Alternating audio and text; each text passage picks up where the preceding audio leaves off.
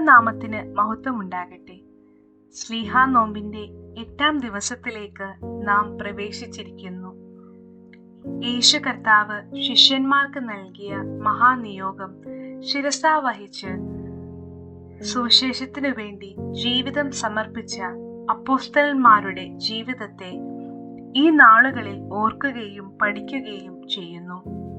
ഇന്ന് 8-ാം ദിവസം നമ്മുടെ ഒരുമിച്ചുള്ള ധ്യാനത്തിനായി തിരഞ്ഞെടുത്തിരിക്കുന്ന വേദഭാഗം അപ്പോസ്തലനായ പൗലോസ് കൊരിന്ത്യർക്ക് എഴുതിയ 1-ാം ലേഖനം 12-ാം അധ്യായം 27 മുതൽ 31 വരെയുള്ള വാക്യങ്ങളാണ്.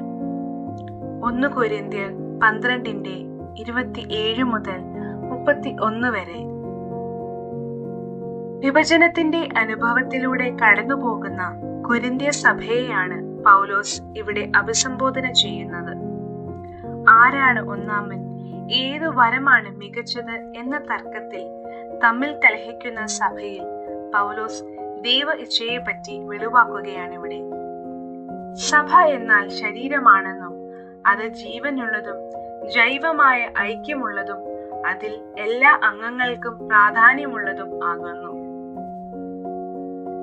എന്നാൽ ഈ അവയവങ്ങൾക്ക് വ്യത്യസ്തമായ നിയോഗമാണ് ഉള്ളത് എന്നും നാം മനസ്സിലാക്കണം. വ്യത്യസ്തമായ നിയോഗങ്ങളെ ഇവിടെ കുറിക്കുന്നുണ്ടെങ്കിലും അതിൽ ആരാണ് വലുത്, ആരാണ് ഒന്നാമത് എന്ന് കാണിക്കുവാനല്ല, മറിച്ച് ശുശ്രൂഷയുടെ മഹത്വമാണ് കാണേണ്ടത്. 29 മുതൽ 31 വരെയുള്ള വാക്യത്തിൽ വലിപ്പത്തിന്റെ അല്ലെങ്കിൽ ശ്രേഷ്ഠതയുടെ ഗോവണിയല്ല, കൃപയുടെ വർണ്ണരാജിയാണ് കാണിക്കുന്നത്. Not a ladder of status but a spectrum of grace. ശ്ലീഹന്മാരുടെ നിയോഗം എന്നത് കൃപയുടെ നിയോഗമാണ്. ഈ ശ്ലീഹാ നോമ്പിൽ സ്ഥാനങ്ങൾക്കല്ല, ദൈവവിളിക്കായി തിരയാം. നമുക്കും ഇന്നീ നിയോഗം വന്നെത്തുന്നു. അതിൽ സ്ഥാനങ്ങൾക്കോ വലിപ്പത്തിനോ അല്ല, ദൈവ ശുശ്രൂഷയ്ക്ക് പ്രാധാന്യം കൊടുക്കാം.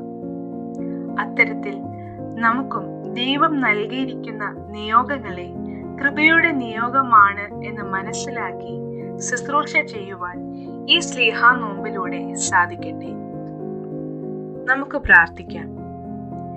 ദൈവമായ കർത്താവേ, അടിയങ്ങൾക്ക് നൽകിയിരിക്കുന്ന നിയോഗങ്ങളെ മനസ്സിലാക്കി ക്രിസ്തുവിന്റെ ശരീരവും ഓരോരുത്തർ വെവ്വേറെ അവയവങ്ങളും ആകുന്നു എന്ന് തിരിച്ചറിഞ്ഞ് സ്ഥാനങ്ങൾക്കോ വലുപ്പത്തിനോ അല്ല, ദൈവവിളിയെ മനസ്സിലാക്കി ശുശ്രൂഷ ചെയ്യുവാൻ അടിയങ്ങളെ സഹായിക്കണമേ. ആമേൻ.